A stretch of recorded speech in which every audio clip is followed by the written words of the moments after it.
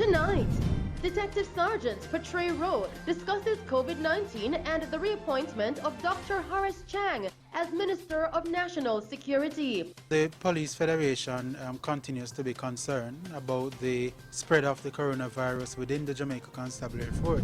3 COVID-19 field hospitals to be established within the next 2 weeks. We have confirmed the arrival of 1 field hospital in the next 2 weeks.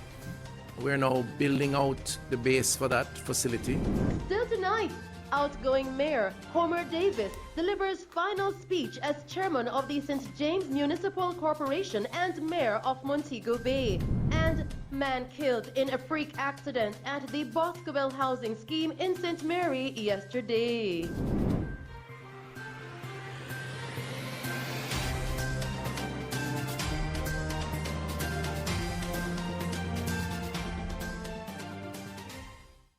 Good evening.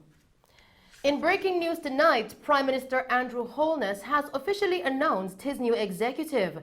In a press release received a short while ago, Mr. Holness named a 19-membered cabinet and 9 state ministers. Marlene Malahoo Fort has been reappointed as Attorney General. Now, some of the ministers in the cabinet include Favour Williams as Minister of Education, Youth and Information, Floyd Green as Minister of Agriculture and Fisheries, Darrell Vaz as Minister of Energy, Science and Technology, and Pernell Charles Jr. as Minister of Housing, Urban Renewal, Environment and Climate Change. Still making news tonight as COVID-19 cases continue to spike, our news team spoke with Chairman of the Jamaica Police Federation, Detective Sergeant Patrick Rowe, on matters concerning COVID-19 and the reappointment of Dr. Horace Chang as Minister of National Security. More on this story with Tamara McHale. Chairman of the Jamaica Police Federation, Detective Sergeant Patrick Rowe, in speaking with our news team, explained why the Police Federation is concerned with the recent spike in COVID-19 cases. The Police Federation continues to be concerned about the spread of the coronavirus within the Jamaica Constabulary Force. Based on our numbers, there is about 6% of our members are directly affected by COVID-19.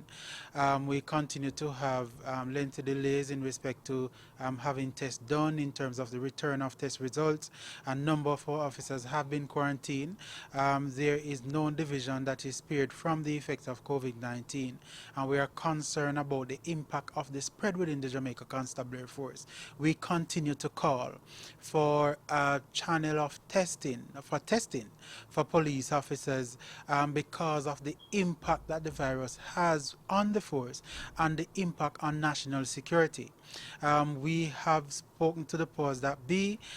Discussion is ongoing, but we believe that it is absolutely urgent that we establish, that there be established a channel for police officers to be tested expeditiously and their results returned.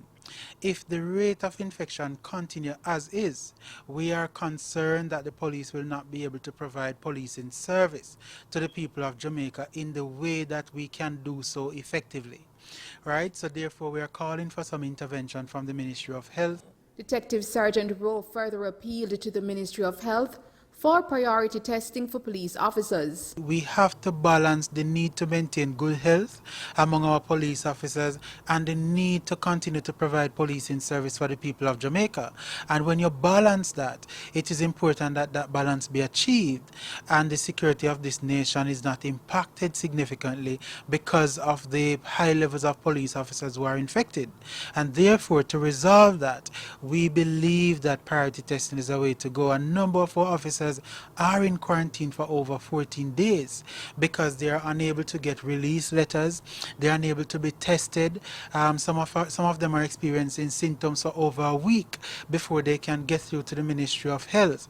And these are avenues we believe that must be activated to ensure that there continues to be a balance with the need to provide policing service and the need to maintain a healthy force. Detective Sergeant Rowe, in congratulating Dr. Horace Chang for his reappointment as Minister of National Security, shared his expectations of the minister. We hope that we will be able to improve our engagement and we'll be able to get much more done in terms of coordinating our efforts. We hope that the mandate of the ministry will continue to improve the infrastructure within the force, and we are hoping to see a lot of tangibles achieved during this term. We hope to write to Minister Chang within the coming days to agree to a convenient time for initial engagement and to plan what is the way forward in respect to police welfare, to see if his vision remains the same or his vision has been amplified, and how we can secure the fulfillment of promises made to the police over the last term and over the election period. So we're looking forward to continued good relations with the ministry. For Mello TV News, I am Tamar McHale. In other news tonight, 3 field hospitals will be established on the island within the next 2 weeks to boost the health sector's capacity to treat COVID-19 patients. Minister of Health and Wellness Dr. Christopher Tufton, at a press briefing held yesterday, said the hospitals are being established in collaboration with a bilateral partner, adding that a formal ceremony will be held. Dr. Tufton further outlined that 1 hospital will be established in the corporate area and the 2 other field hospitals will be established on the south coast and the western end of the island. We have confirmed the arrival of 1 field hospital in the next week. In the 2 weeks. In the next 2 weeks, we're now building out the base for that facility. It will be located in the corporate area, and that field hospital will allow for an additional 80 plus or so beds. So that is in train as we speak, in collaboration with a bilateral partner. We will have an appropriate, unveiling of it and all that in another few weeks. There's another that is being pursued, which will be a similar field hospital that would be placed in the center of the island, on the south coast, actually. Yeah.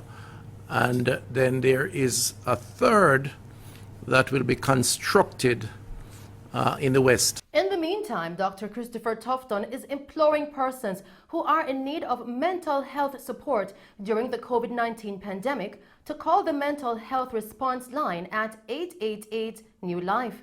Dr. Tufton made this appeal yesterday at a digital press conference. He was speaking against the background of World Suicide Day, which was recognized globally yesterday. The health minister further outlined statistics from the World Health Organization, WHO, which indicates that someone in the world takes their own life every 40 seconds, with 800,000 suicides in a given year. In news from Clarendon, 21 persons, including 2 women, were arrested for breaches of the Disaster Risk Management Act. 5 men were also arrested for illegal gaming during a special operation conducted in the parish yesterday. Reports coming into our news center are that between the hours of 1:30 and 3:30 p.m., joint police-military operations were conducted in several communities in the division. Now, during the operations, 21 persons were found to be in breach of the stipulation to wear masks in public places and were taken into custody. The identities of the persons detained are being withheld pending further investigations. In news from St. James, outgoing Mayor of Montego Bay and the St. James Southern Member of Parliament-elect, His Worship Homer Davis, delivered his final speech as chairman of the St. James Municipal Corporation and mayor of Montego Bay yesterday.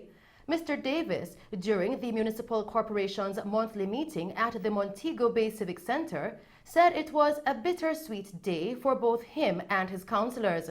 However, he expressed satisfaction that during his tenure at the municipality, he managed to lead the mission of raising the esteem of the corporation. Mr. Davis in his speech stated that he is leaving the corporation in good hands, knowing that his councillors will continue to perform to the expectations of the people of St. James. Mr. Davis is expected to hand over the baton to Deputy Mayor Leroy Williams during an installation ceremony scheduled for Sunday at the Montego Bay Civic Center. In news from St. Thomas, the body of 20-year-old Ronaldo Rennie of White Horses was recovered from the sea in the community this morning. Police reports coming into our news center are that Rennie and another man went diving for fish in the Roselle area yesterday. The police say the other man returned home and reported that Rennie got into difficulties while diving. A search was launched but was reportedly delayed until 5 o'clock this morning due to challenges posed by lightning in the area. Rennie's body was found shortly after and taken to the hospital. In news from St. Mary, a man was killed in a freak accident at the Boscobel housing scheme in the parish yesterday. Deceased is 48-year-old Kenneth Williams, a carpenter of Mango Valley. Reports coming into our news center are that at approximately 9:30 a.m. Mr. Williams was using scaffolding to do work on a 3-story house when he fell. He was rushed to the hospital. However, he succumbed to his injuries. In news from St. Elizabeth, it is suspected that a man from the parish committed suicide at his home yesterday. Deceased is 67-year-old Roy McClacken, a farmer of New Brunswick District. Reports from the Nain police are that at approximately 1 p.m., a relative went to visit McClacken and found him hanging by the neck from a cord tied to a tree in the yard.